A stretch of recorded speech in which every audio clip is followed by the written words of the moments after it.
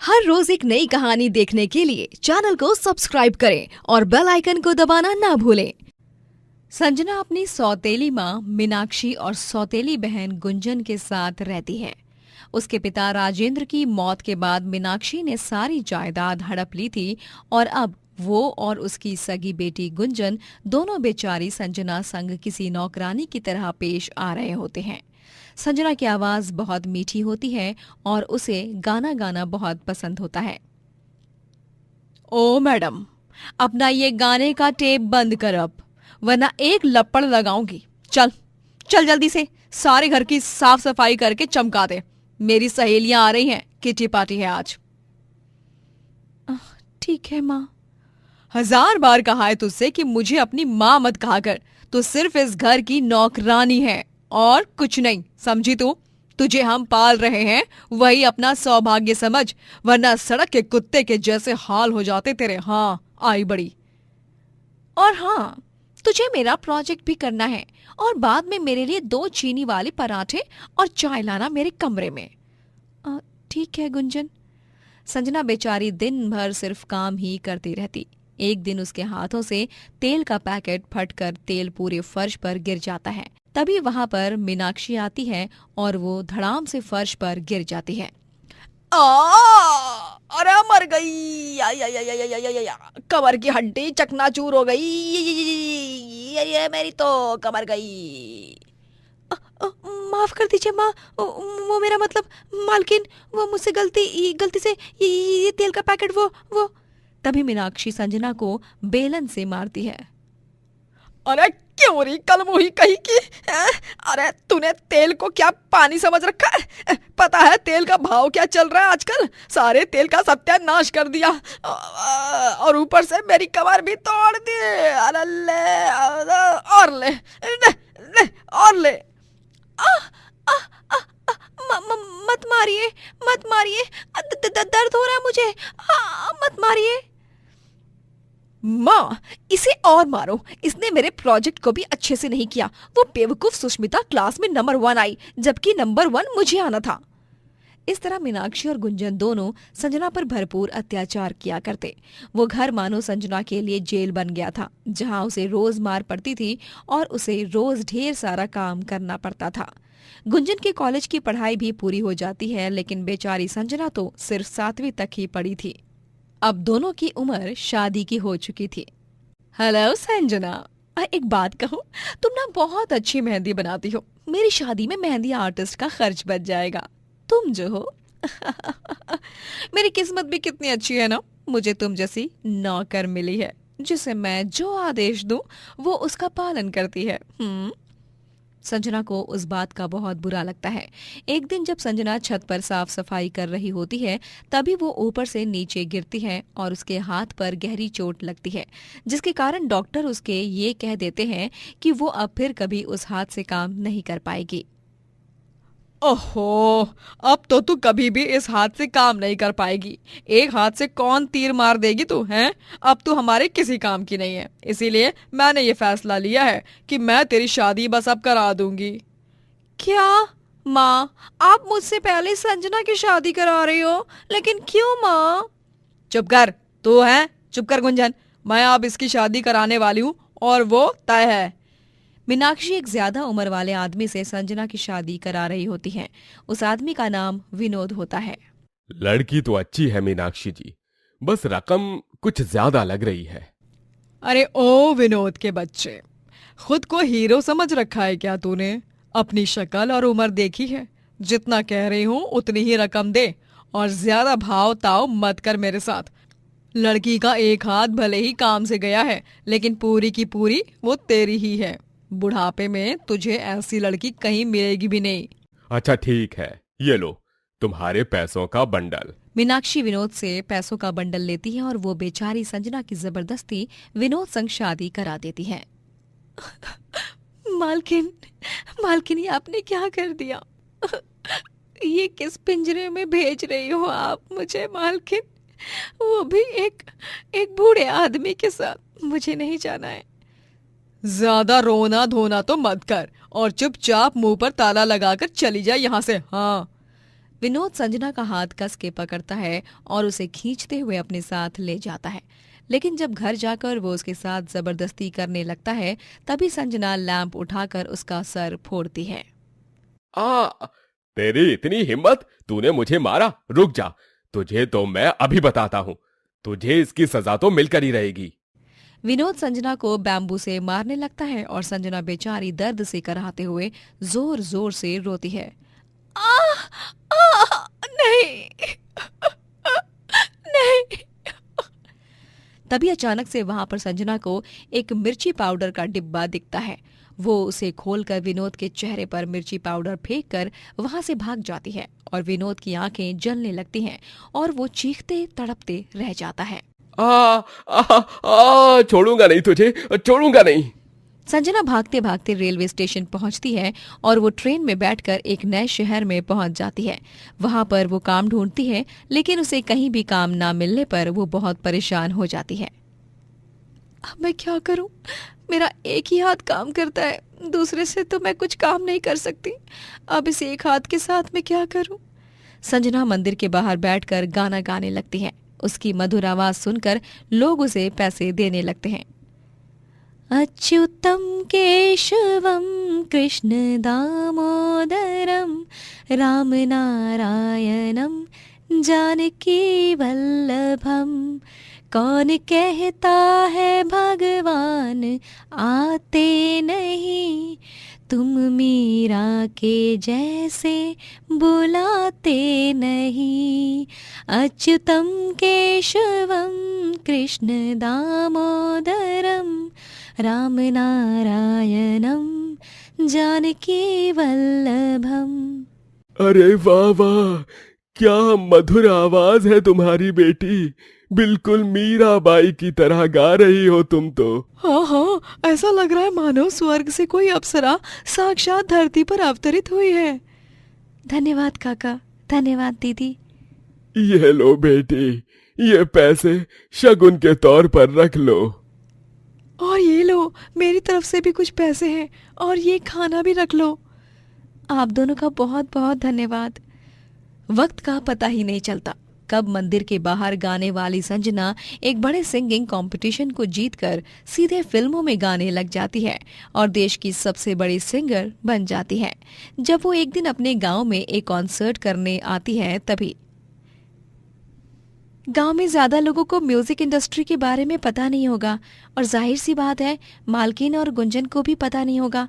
मैं उनसे मिलाती हूँ या फिर उन्हें दूर से ही देख लूंगी। संजना मीनाक्षी और गुंजन के घर के बाहर से झांकती है। तभी वो देखती है कि गुंजन का पति उसे बेल्ट से मार रहा है और व्हील चेयर पर बैठी हुई बूढ़ी मीनाक्षी कुछ कर नहीं पा रही है। हे भगवान, ये क्या? नहीं नहीं, मैं ऐसा होने नहीं दे सकती। आह, आह! अरे छोड़ दो मेरी बेटी को, छोड़ दो। संजना पीछे से आकर उस आदमी को मारती है और उसे रस्सी से बांध कर रखती है। थोड़ी देर बाद पुलिस आकर उस आदमी को गिरफ्तार करके जाती है। मीनाक्षी और गुंजन को पहली बार अपनी गलतियों का एहसास होता है। मुझे माफ कर दे संजना, मैंने तेरे साथ बहुत गलत किया है। तूने सौतेली होकर भी मुझे कभी परायों जैसा नहीं समझा। मार खाती थी लेकिन कभी कुछ नहीं बोला, और मैं बहुत बुरी हूँ। माफ कर दो संजना, आज अगर तुम नहीं होती तो वो मेरी जान ही ले लेता। आजा मेरी बच्ची, अपने माँ के पास आजा। माँ। संजना भावुक होकर मीनाक्षी के गले से लगकर रोती है। उस दिन सब कुछ ठीक हो जाता है और सौतेले रिश्ते सगे रिश्तों से भी ज्यादा मजबूत हो जाते हैं और तीनों शहर में एक साथ खुशी से रहने लगते हैं। झमरू नगर कहकर एक गांव में बलजीत नामक एक गरीब आदमी अपनी बीवी अंबिका और बेटी कुकू के साथ रहता है। बलजीत का गांव में एक छोटा सा ढाबा होता है। वो बहुत ही स्वादिष्ट और लजीज खाना बनाकर बेचता और पैसे कमाता। ओए होए होए होए, बहुत ही स्वादिष्ट आलू पूरी है ये तो। आहा! अरे बचपन में हमारी नानी माँ ऐसे ही बनाती थी। सच में बचपन याद दिला दिया तुमने तो बलजीत भाई। और ये कड़ी चावल, ये तो एकदम ही लाजवाब है बॉस, इसका तो क्या ही कहना। यार मजा आ गया। धन्यवाद भाई साहब, लीजिए लीजिए, आपका ही ढाबा है। ऊपर वाले की कृपा से बलजीत का ढाबा बहुत ही अच्छे से चल रहा होता है, लेकिन जून के महीने में बारिश शुरू हो जाती है और धीरे धीरे उसके ढाबे पर ग्राहकों का आना कम होने लगता है, जिस कारण बलजीत बहुत घबरा जाता है। हे भगवान, पिछले 3 दिनों से बारिश के कारण बहुत कम ग्राहक आ रहे हैं। अगर ऐसे ही चलता रहा तो मुझे न चाहते हुए भी अपने ढाबे को बंद करना पड़ेगा। नहीं नहीं, मैं ऐसा कभी भी नहीं होने दूंगा। मैं ऐसा होने नहीं दे सकता, क्योंकि मेरे परिवार का और मेरा पेट चलता है इस ढाबे के बलबूते। कुकू के पापा, आप बिल्कुल चिंता मत कीजिए। लोग कब तक बारिश से बचेंगे? भूख लगने पर तो आएंगे ही ना। नया नया मौसम परिवर्तन हुआ है, इस मौसम के साथ ढलने में लोगों को वक्त लगेगा। इसीलिए आप निश्चिंत रहिए और बिना किसी चिंता या दुख के अपने काम को ना पूरी लगन से कीजिए। हाँ ठीक है अंबिका, अगर तुम कह रही हो तो मैं नहीं ध्यान देता इन सारी बातों पर। अरे चलिए, आज मैं अभी आपकी मदद कर देती हूँ। कुकू जान की चाची की आना उनके नाती पोतों के साथ खेलने के लिए गई है। अंबिका और बलजीत दोनों साथ में खाना बनाते हैं, लेकिन दोपहर से शाम हो जाती है और उस दिन भी सिर्फ इक्का दुक्का ग्राहक ही आते हैं। ये सब देखकर अब तो अंबिका भी बहुत चिंताग्रस्त हो जाती है। दिन ब दिन बारिश का कहर बढ़ते ही जाता है और तेज बारिश में तो अंबिका और बलजीत को बहुत नुकसान होने लगता है। अजी, आज का ये बचा हुआ खाना भी हमें गरीबों में ही बांटना होगा। हाँ अंबिका, अब हम और कर भी क्या सकते हैं? हमारे पास और कोई उपाय नहीं है। अब तो ये रोज का ही हो गया है, सारा खाना बस यूं ही बच जाता है। हम कल से कम खाना बनाएंगे। अंबिका और बलजीत उस बचे हुए खाने को गरीबों में बांट देते हैं। एक रात बहुत तेज तूफानी बारिश आती है और बिजली सीधे उनके ढाबे की छत पर कड़क कर गिरती है और उनका पूरा ढाबा जल जाता है। इतने बड़े नुकसान के कारण बलजीत की तबीयत बहुत ज्यादा बिगड़ जाती है। अंबिका, अंबिका, हमारा ढाबा, ये क्या हो गया अंबिका? इस भीषण बारिश ने तो हमें बर्बाद कर दिया अंबिका। अब मैं क्या करूंगा? कुकू के पापा, आप अपनी सेहत पर ध्यान दीजिए। जो हुआ सो हुआ। अब हम उसे समय में पीछे जाकर फिर से ठीक तो नहीं कर सकते ना। ये लीजिए, ये दवाई और हल्दी वाला दूध पीजिए। गरम गरम पी लीजिए, ठंडा हो जाएगा, वरना पहले ही मौसम काफी ज्यादा ठंडा है। बलजीत नुकसान के साथ आर्थिक समस्या के बोझ तले भी दबते ही जा रहा था। उसके कंधों पर बहुत सारी जिम्मेदारियां थी। पापा पापा, मेरे स्कूल की पिकनिक जा रही है, एक म्यूजियम में, वो भी। क्या आप मुझे पैसे दोगे पिकनिक जाने के लिए? बोलो ना पापा। कुकू बिटिया, वो दरअसल मेरे पास फिलहाल इतने पैसे तो नहीं हैं। ढाबे में आग लगने के बाद से बहुत नुकसान हुआ है हमारा। ऊपर से जितने पैसे मेरे पास थे वो भी खत्म होने आए हैं। अब तो ठीक है पापा, कोई बात नहीं। इस बार नहीं तो अगली बार चली जाऊंगी मैं पिकनिक पर। सच में कुकू बिटिया, मैं बहुत भाग्यवान हूँ जो मुझे तुझ जैसी समझदार बेटी मिली है। और मैं भी बहुत लकी हूँ पापा कि मुझे आप जैसे पापा मिले। पापा, आप टेंशन मत लीजिए, सब कुछ एकदम बेस्ट ही होगा, देख लेना। हाँ। कुकू के मुंह से ये शब्द सुनकर बलजीत की आंखें नम हो जाती हैं। बारिश गुजरते दिनों के साथ और ज्यादा बढ़ने लगती है, जिस कारण बलजीत की मुसीबतें और बढ़ने लगती हैं। बलजीत जब काम ढूंढने जाता है तभी बारिश में भीग भीग कर उसकी तबीयत पहले से और ज्यादा खराब होने लगती है। उसके पास एक छाता खरीदने तक के पैसे नहीं थे। जी, कोई काम मिला या आज भी नहीं मिला? बोलिए ना कुकू के पापा। नहीं अंबिका, आज का दिन भी वैसे ही रहा, काम नहीं मिला, ऊपर से ये बारिश। अब तो लगता है कि किसी से छाता मांगना चाहिए, क्योंकि रोजाना यूं ही होता रहा तो मैं तो हर रोज बीमार होने लगूंगा। बलजीत पूरी मेहनत से काम ढूंढता है, लेकिन उसे कहीं भी काम नहीं मिलता। एक दिन अंबिका का छोटा भाई गोपाल उनसे मिलने आता है और वो उन्हें कहता है, अरे क्या जीजाजी, आप भी इतनी बारिश में काम ढूंढने से अच्छा तो ये होगा कि आप मेरे साथ चलो, मेरी दुकान पर काम करो। मैं आपको महीने के अंत तक आपकी तनख्वाह दे दिया करूंगा। क्यों बहना? हाँ हाँ, गोपाल बिल्कुल सही कह रहा कुकू के पापा। अब जब तक कोई अच्छी तनख्वाह वाला काम नहीं मिल जाता, गोपाल के किराने की दुकान पर काम करना ही एकमात्र सही निर्णय होगा। ठीक है गोपाल, अगर तुम दोनों कह रहे हो तो कर ही लेता हूँ, वरना मैं तो बस बारिश में भीगते ही रह जाऊंगा और ये पूरा महीना यूं ही फटाफट से निकल जाएगा। बलजीत गोपाल के साथ काम करने लगता है। वो दिन भर बिना 1 मिनट के लिए भी आराम किए वहां पर निरंतर काम करते रहता और जब महीना खत्म होने की बारी आती है तभी गोपाल अपनी बातों से मुकर जाता है। अरे कौन सी तनख्वाह जीजाजी, लगता है आपकी याददाश्त बहुत कमजोर हो रही है बढ़ती उम्र के साथ। गोपाल, ये तुम क्या बोल रहे हो? तुम्ही ने तो अंबिका के सामने कहा था कि तुम मुझे महीने के अंत में जितनी तनख्वाह देनी है दोगे। मैंने पूरे महीने बहुत कमर तोड़ मेहनत की है। मैं तो बस मेरी मेहनत के ही पैसे मांग रहा हूं। अरे काय की मेहनत, आपको काम की जरूरत थी, मैं जानता हूं, लेकिन मैं आपको यहां काम करने नहीं बल्कि मदद करने के लिए बुलाया करता था। अब मदद करने के भी कोई पैसे लेता है क्या? क्या आप भी जीजा जी, चलिए अब जाइए यहां से। गोपाल, ये तुमने बहुत गलत किया है, मैं ये दिन कभी नहीं भूलूंगा, देख लेना तुम। अरे जाओ जाओ, आए बड़े।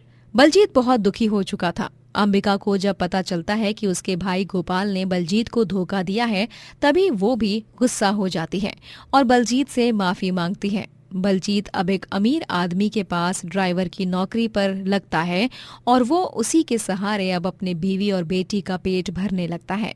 लेकिन एक दिन जब वो काम से गुजर कर लौट रहा होता है तभी वो एक छोटे लड़के को बीच रास्ते में मदद की गुहार लगाते हुए देखता है और वो लड़का कोई और नहीं बल्कि गांव के सरपंच इंदर सिंह का बेटा होता है। लड़के का एक्सीडेंट हुआ होता है और उसके एक पैर में बहुत चोट आई होती है। बलजीत उसे अपने घर ले जाता है और वैद्य जी को बुलाकर उसका उपचार कराता है। एक सरपंच का बेटा होने के बावजूद भी कोई मेरी मदद के लिए नहीं आया, लेकिन आपने मेरी जान बचाई बलजीत काका, आपका बहुत बहुत धन्यवाद। जब इंदर सिंह को ये सब पता चलता है तब वो बलजीत को धन्यवाद कहते हुए उसे 2 लाख रुपए भी देता है। लेकिन आप ये क्या कर रहे हैं सरपंच साहब, मुझे इन पैसों की कोई आवश्यकता नहीं है। अरे रख लो बलजीत, तुमने मेरे बेटे को बचाया है, मेरा बेटा मेरी जान से बढ़कर है मेरे लिए। हाँ, बलजीत को ना चाहते हुए भी वो पैसे रखने पड़ते हैं और वो उन पैसों से अपना एक बड़ा सा ढाबा खोलता है और बारिश होने के बाद भी उसका ढाबा अब अच्छे से चलने लगता है और कुछ ही महीनों में उसका ढाबा गांव का नंबर 1 ढाबा बन जाता है। कान्हा एक गरीब नौजवान होता है जिसके पिता इस दुनिया में नहीं होते।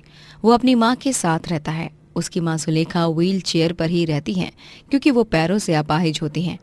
कान्हा एक ढाबे पर काम करता है जिसके मालिक का नाम बल्लू सिंह होता है। कान्हा के हाथ का स्वादिष्ट खाना सभी चटकारे लेते हुए खाते हैं और उसकी भर भर के तारीफें भी करते हैं।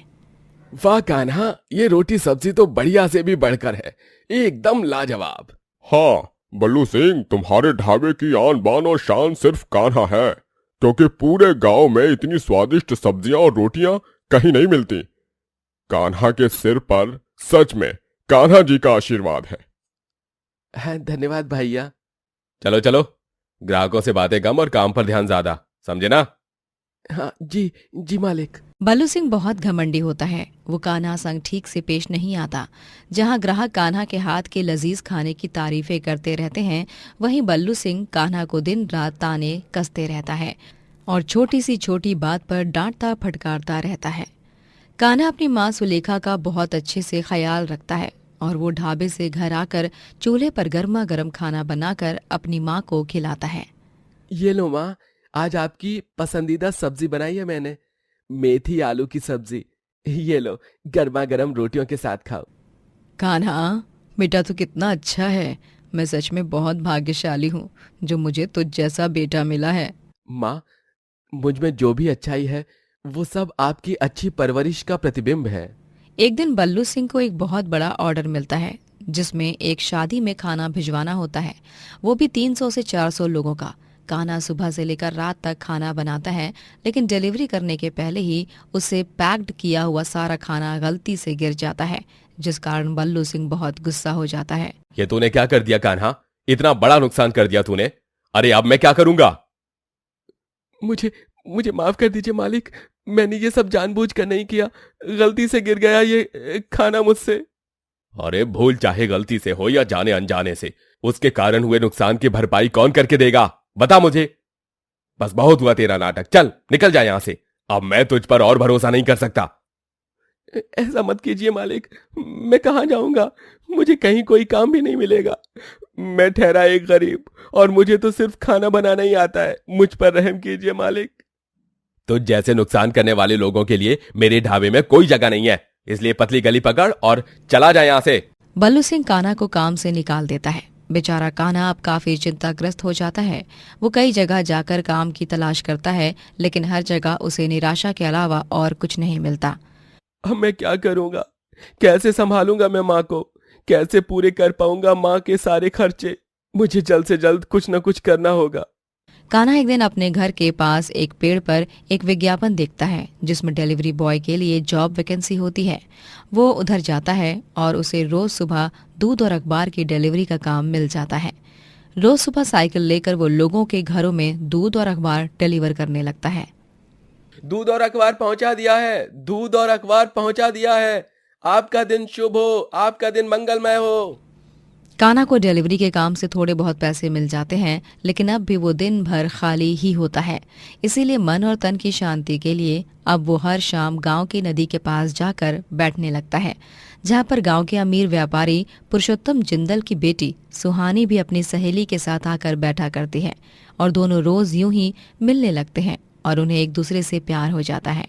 सुहानी, मैं तुमसे बहुत प्यार करने लगा हूँ, लेकिन मुझे बस एक बात की चिंता है और वो है तुम्हारे पापा यानी पुरुषोत्तम जिंदल जी। मुझे भी यही चिंता है, क्योंकि पापा ने मेरा रिश्ता उनके बिजनेस फ्रेंड आलोकनाथ के बेटे रॉकी से कराया है और मुझे रॉकी बिल्कुल भी पसंद नहीं। मैं सिर्फ तुमसे प्यार करती हूँ कान्हा, और मुझे सिर्फ और सिर्फ तुमसे ही शादी करनी है।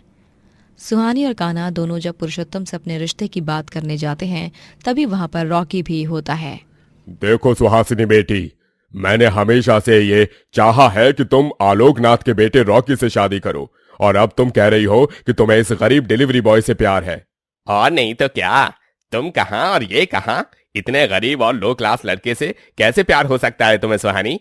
सुहानी, मैं तुमसे सच्चा प्यार करता हूँ। हम दोनों साथ में बहुत खुश रहेंगे। नहीं रॉकी, मुझे तुम्हारे साथ शादी नहीं करनी है, क्योंकि मैं तुम्हें 1% भी पसंद नहीं करती। पापा प्लीज कान्हा को एक मौका देकर देखिए, वो अपना प्यार साबित कर देगा। पापा, मेरी खुशी की खातिर प्लीज पापा। ठीक है बेटी, अगर बात तुम्हारी खुशियों की है तो मैं तुम्हारी मर्जी के खिलाफ कभी नहीं जाऊंगा, लेकिन मुझे रॉकी और कान्हा के प्यार का इम्तिहान लेना होगा।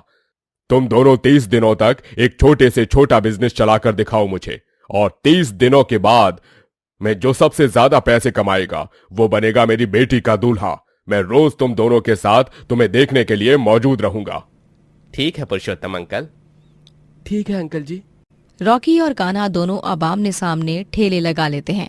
एक तरफ रॉकी सैंडविच और पिज्जा बेच रहा होता है, तो दूसरी तरफ कान्हा रोटी सब्जी बेच रहा होता है। सैंडविच ले लो सैंडविच, पिज्जा ले लो पिज्जा, टेस्टी टेस्टी और दाम में एकदम किफायती। आइए आइए, स्वादिष्ट स्वादिष्ट रोटी सब्जी खाइए। ऐसा स्वाद आप भूल कर भी नहीं भूल पाओगे। एक बार खाओगे तो दीवाने हो जाओगे। धीरे धीरे कान्हा के ठेले पर ज्यादा ग्राहकों की भीड़ जमने लगती है, जबकि रॉकी के ठेले पर बहुत कम ग्राहक आते हैं। ये देखकर रॉकी परेशान हो जाता है। हे भगवान, ये क्या? इस कान्हा के ठेले पर तो इतने सारे ग्राहक जा रहे हैं और मेरे ठेले पर सिर्फ इक्का दुक्का। अगर ऐसा ही चलता रहा तो मेरी नैया तो बहुत जल्द ही डूब जाएगी और सुहानी कान्हा की हो जाएगी। नहीं, मैं ऐसा नहीं होने दूंगा। दिन बीतते जाते हैं और गुजरते दिनों के साथ कान्हा का रोटी सब्जी ठेला बहुत तेजी से चलता है, लेकिन रॉकी के ठेले पर कौवा तक नहीं आता। 30 दिन पूरे होने वाले होते हैं और तभी रॉकी कान्हा के ठेले के पास चुपके से जाता है और वो उसके पैसे चुराने की कोशिश करता है। तभी उसे पुरुषोत्तम रंगे हाथ पकड़ लेता है। तुम ये क्या कह रहे थे रॉकी? तुम कान्हा के ठेले के ड्रॉर में से उसके पैसे चुरा रहे थे ताकि उसके पास तुम्हारे से भी कम पैसे हो? छी, लानत है तुम पर। वो अंकल एक्चुअली। तुम्हें कुछ कहना है या समझाने की जरूरत नहीं रॉकी, क्योंकि तुम्हारी सच्चाई अब हम सबके सामने आ गई है। अगर तुम सच्ची में मेरी बेटी से प्यार करते तो तुम भी जी जान से खून पसीना एक करके पैसा कमाते, लेकिन नहीं, तुमने सुहासिनी के लिए मेहनत छोड़कर आसान रास्ता अपनाना चाहा। कान्हा, आज तुमने साबित कर दिया कि सच्चे अमीर तो तुम हो, क्योंकि तुम्हारा दिल अमीर है। तुम ही मेरी बेटी से सच्चा प्यार करते हो और इस इम्तिहान के जरिए यह भी साबित हो गया है कि चाहे कुछ भी हो जाए, कान्हा तुम्हें हमेशा हर हाल में खुशी रखेगा सुहानी। हाँ पापा, मैं ये बात जानती हूँ और कान्हा के इसी बर्ताव के कारण मैं उससे प्यार करती हूँ। पुरुषोत्तम बहुत खुश हो जाता है। कान्हा और सुहानी की खुशी भी सातवें आसमान पर होती है और इस तरह कान्हा रोटी सब्जी बेचकर अपना प्यार साबित करता है और पुरुषोत्तम सुहानी और कान्हा की शादी कराता है, जिसके बाद वो दोनों खुशी खुशी साथ रहते हैं। उर्मिला अपने छोटे बेटे मुन्ना के साथ रहती है। उसका पति मनोज शराबी होता है और वो बार बार शराब पीकर आता और उर्मिला को मार पीट कर उससे पैसे लेकर जाता। उर्मिला बेचारी घरों में झाड़ू पोछा और खाना बनाकर पैसे कमाया करती और अपना और अपने छोटे बेटे का पेट पालती। चल मुझे पैसे दे, वरना मैं तुझे नहीं छोड़ूंगा। मैं जानता हूँ कल ही तेरी पगार आई हुई होगी। चले जाओ यहाँ से। क्यों बार बार आ जाते हो मुझे तकलीफ देने? मैंने क्या बिगाड़ा है तुम्हारा? खुद तो शराब पी पी कर अपनी जिंदगी बर्बाद ही कर रहे हो, साथ ही दूसरों को भी चैन से जीने नहीं दे रहे हो। अरे ज्यादा जुबान मत चला, समझी ना तू, वरना मैं तुझे। तभी मनोज गुस्से में उर्मिला को एक फूलदान से मारता है और उसे सर पर चोट आती है। आह, मेरा सर! मनोज, तुम्हारा दिमाग खराब हो गया है क्या? अरे क्यों चैन से जीने नहीं देते हो हम दोनों माँ बेटे को? मुझे पैसे दे और जाने दे मुझे। रुक, तू मुझे पैसे नहीं देगी, मुझे पता है, मुझे ही लेने होंगे। मनोज गुस्से में सारा सामान यहाँ से वहाँ फेंकने लगता है और उर्मिला की अलमारी में रखे हुए पैसे और गहने लेकर चला जाता है। उर्मिला चीखती चिल्लाती है लेकिन वो नहीं रुकता और चला जाता है। रुको, मेरे पैसे! रुको, मुझे मेरे पैसे वापस लौटा दो। रुको, मेरे गहने और पैसे, मेरी मेहनत की कमाई। माँ मत रो माँ मैं हूं ना माँ, बस माँ अब मत रो माँ। बेचारी उर्मिला मनोज के दबाव में दबती रहती। अब मनोज ने उर्मिला की सारी जमा पूंजी ले ली थी। एक दिन जब वो काम पर जाती है तभी उस घर पर ताला होता है। तभी उर्मिला पड़ोसी को पूछती है, काका, वो मैडम कहाँ चली गई अचानक से? उन्होंने कुछ बताया भी नहीं था। कहीं किसी मंदिर या किसी जरूरी काम से गई है क्या? अरे बिटिया, तुम्हें पता नहीं है क्या? सुमित्रा और उसका पूरा परिवार अब हमेशा हमेशा के लिए मनाली चला गया है। वो देवेंद्र का तबादला हुआ है ना, इसलिए अब वो लोग कभी वापस नहीं आएंगे यहाँ पर। लेकिन ऐसे कैसे काका? मेरे पूरे 3 महीने की तनख्वाह बाकी है, उन्होंने दी ही नहीं है। अब मैं क्या करूँगी? हे भगवान! काका, आपके पास फोन है, फोन नंबर है उनका? क्या आप मुझे फोन लगाकर दे सकते हैं उनको? हाँ बिटिया, मेरे पास फोन नंबर है, लेकिन वो नंबर अब बंद हो गया होगा। वो सुमित्रा कह रही थी कि वो नंबर भी चेंज करने वाली है। क्या? अरे नहीं! उर्मिला के 3 महीनों की मेहनत की कमाई अब उसे कभी मिलने नहीं वाली थी। वो अपने पास जितने थोड़े बहुत पैसे होते हैं उनसे अपना खर्च निकाल लेती है, लेकिन 1 हफ्ते बाद जब वो किराया समय पर नहीं दे पाती तभी उसे घर मालिक घर से निकाल देता है और वो अब रास्ते पर आ जाती है। उसे कहीं से खबर मिलती है कि मनोज का एक्सीडेंट में देहांत हो गया है और उसने उर्मिला के सारे पैसे शराब और जुए में उड़ा दिए हैं। अब मैं कहाँ जाऊं? कोई जरिया, कोई सहारा भी नहीं है मेरा इस दुनिया में। मुन्ना बेटा, अब हम दोनों एकदम लाचार हो चुके हैं। चिंता मत करो माँ, आप ही तो कहती हो ना कि भगवान जी सब कुछ ठीक कर देंगे। फिर देखना, भगवान जी सच में सब कुछ ठीक कर ही देंगे। बस हमें हिम्मत और हौसला रखना होगा माँ। हाँ मुन्ना, हमारा इस दुनिया में कोई नहीं है, लेकिन भगवान जरूर है और मैं जानती हूँ कि अगर उन्होंने चोंच दी है तो चारा भी वही देंगे। उर्मिला और मुन्ना दोनों उस रात तो फुटपाथ पर ही सो जाते हैं, लेकिन रात के 1 बजे अचानक से तेज और धुआंधार बारिश आ जाती है और वो दोनों पूरी तरह भीग जाते हैं, जिस कारण मुन्ना को अगले दिन तेज बुखार भी आ जाता है। उर्मिला उसे सरकारी अस्पताल में ले जाती है और इंजेक्शन लेने के बाद उसे थोड़ी राहत मिलती है। मुन्ना बेटा, तुम्हें ठीक लग रहा है ना मुन्ना? नहीं माँ, ठीक तभी लगेगा जब मैं कुछ खाऊंगा। मुझे बहुत जोरों की भूख लगी है माँ। लेकिन बेटा, अभी मेरे पास तो इतने पैसे हैं नहीं। चलो देखते हैं, मंदिर में हमें थोड़ा प्रसाद मिल जाए तो बहुत अच्छा होगा। उर्मिला और मुन्ना दोनों मंदिर जाते हैं और वहाँ प्रसाद मांगते हैं। तभी मंदिर का रखवाला उन्हें देखकर घिन करता है। अरे जाओ जाओ, दूर हो जाओ मंदिर के द्वार से।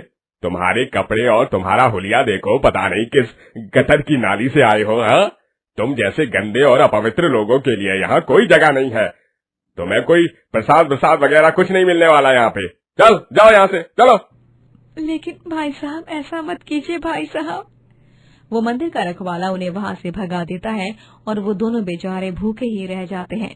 अगले दिन उर्मिला गांव में काम ढूंढने लगती है, लेकिन उसे कहीं भी कोई काम नहीं मिलता, जिस कारण वो बहुत चिंतित और दुखी हो जाती है। हे भगवान, आप क्यों हमारी इतनी अग्नि परीक्षा ले रहे हैं? क्यों सारे दुख सिर्फ हमारी ही किस्मत में लिखे हैं? उर्मिला और मुन्ना दोनों दर दर भटकने लगते हैं और उन्हें एक जगह एक कचरे वाला कचरा बीन कर कबाड़ी वाले को कचरा देते हुए दिखाई देता है। उस आदमी ने कचरा उस कबाड़ी वाले को देकर उससे पैसे लिए। इसका मतलब कचरा बीन कर भी मैं पैसे कमा सकती हूँ। अब मैं इतनी पढ़ी लिखी भी नहीं हूँ, मुझे कोई अच्छी नौकरी तो मिलने से रही, इसीलिए मैं भी कचरा बीनूंगी। कोई भी काम बड़ा या छोटा नहीं होता, मैं ये काम करूंगी।